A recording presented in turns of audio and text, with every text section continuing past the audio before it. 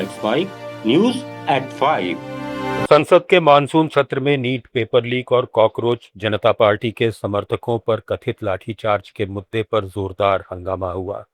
राहुल गांधी समेत कांग्रेस और विपक्षी सांसद काले कपड़े पहनकर संसद पहुंचे और विरोध जताया।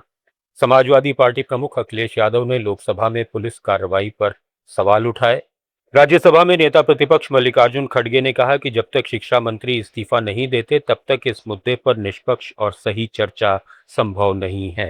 विद्यार्थी की ओर से और नीट एग्जामिनेशन के बारे में और रूल्स 267 के तहत यहाँ पर बहस करना चाहते हैं, उसके लिए अगर फेयर डिस्कशन होना है तो शिक्षा मंत्री पहले राजीनामा देना चाहिए।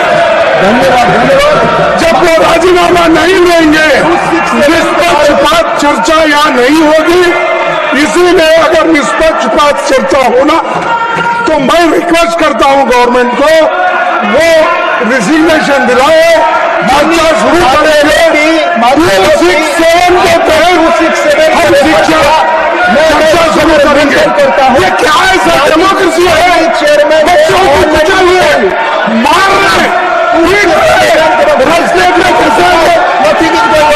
दूसरी तरफ केंद्रीय मंत्री जेपी नड्डा ने आरोप लगाया कि विपक्ष संसद में गैर जिम्मेदाराना व्यवहार कर रहा है और संसदीय मर्यादाओं का उल्लंघन कर रहा है। सरकार नीट पेपर लीक समेत सभी मुद्दों पर चर्चा के लिए तैयार है। ये जो इंडिया अलायंस गठबंधन है उसका व्यवहार बहुत ही गैर जिम्मेदाराना व्यवहार है, गैर जिम्मेदाराना और यह प्रजातांत्रिक विरोधी गतिविधि साफ साफ संसद में दिख रही है। संसद की मर्यादाओं को तार तार करके ये प्रजातांत्रिक मूल्यों का हनन कर रहे हैं। अभी अभी कि सरकार हर मुद्दे पर चर्चा करने के लिए तैयार है और इसके साथ साथ नीट में पेपर लीक और उससे निकलने वाली सारी गतिविधियों पर भी हमारी सरकार चर्चा करने के लिए तैयार है। आदरणीय नरेंद्र मोदी। हंगामे के बीच कार्यवाही में बार बार व्यवधान हुआ और आखिरकार लोकसभा और राज्यसभा को गुरुवार सुबह 11 बजे तक के लिए स्थगित कर दिया गया। संसद परिसर में कांग्रेस सांसद प्रियंका गांधी वाड्रा ने मीडिया से कहा कि जब संसद में वंदे मातरम जैसे मुद्दों पर 10 घंटे तक चर्चा हो सकती है तो दूसरे महत्वपूर्ण विषयों पर भी लंबी और गंभीर चर्चा होनी चाहिए। प्रियंका गांधी ने आरोप लगाया कि सरकार जरूरी मुद्दों पर पर्याप्त बहस नहीं कराती। 10 घंटे के लिए तो हमने वंदे मातरम पर चर्चा की, अब फिर से वंदे मातरम की जो बिल निकाल रहे हैं ये लोग, ठीक है, तो हम इस विषय पे अडजर्नमेंट मोशन पे चर्चा क्यों नहीं कर सकते? लंबी चर्चा ठीक ढंग से क्यों नहीं हो सकती?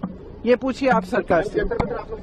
समाजवादी पार्टी के अध्यक्ष अखिलेश यादव ने कहा कि विपक्ष की मांग साफ है कि पहले केंद्रीय शिक्षा मंत्री धर्मेंद्र प्रधान इस्तीफा दें और उसके बाद छात्रों की मांगों पर कार्रवाई हो। देश में 150 से ज्यादा पेपर लीक के मामले सामने आ चुके हैं जिससे बड़ी संख्या में युवा प्रभावित हुए हैं। ये किसी एक राजनीतिक दल का मुद्दा नहीं बल्कि छात्रों और नौजवानों के भविष्य का सवाल है। तो ये जिम्मेदारी हम सबकी है कि जब हमारा सबका मुद्दा है और छात्र नौजवानों का मुद्दा है, इसमें किसी पार्टी का सवाल नहीं है कि ये समाजवादी पार्टी है, बीजेपी है, कांग्रेस है और कोई दल है।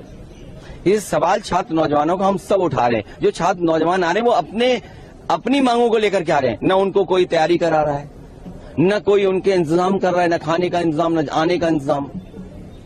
तो छात्र अपने आप आ रहे हैं, उन छात्रों की बात करना चाहते हैं। और क्या व्यवहार किया है सरकार ने? उनके कपड़े फाड़ दिए, हाथ तोड़ दिए, सर पे मारा, कई लोग घायल हैं, कई लोग इलाज कराने नहीं आए, एडमिट थे अस्पताल में, उन्हें डिस्चार्ज कर दिया गया। और जब राहुल गांधी जी और हम और तमाम सांसद वहां गए, क्या कपड़े नहीं फाड़े गए या कपड़े नहीं पकड़े गए? ये व्यवहार पुलिस ने कब करना शुरू कर दिया, वो भी लीडर्स के साथ? जंतर मंतर पर जारी कॉकरोच जनता पार्टी के प्रदर्शन के बीच सरकार ने दूसरी बार बातचीत का प्रस्ताव दिया जिसे बीजेपी ने ठुकरा दिया।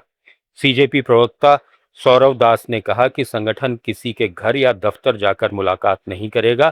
अगर सरकार बातचीत करना चाहती है तो वो जंतर मंतर या उसके आसपास किसी तटस्थ जगह पर बैठक करे। न्यूज़ एट 5 में फिलहाल इतना ही। बने रहिए लेट्स माइक के साथ।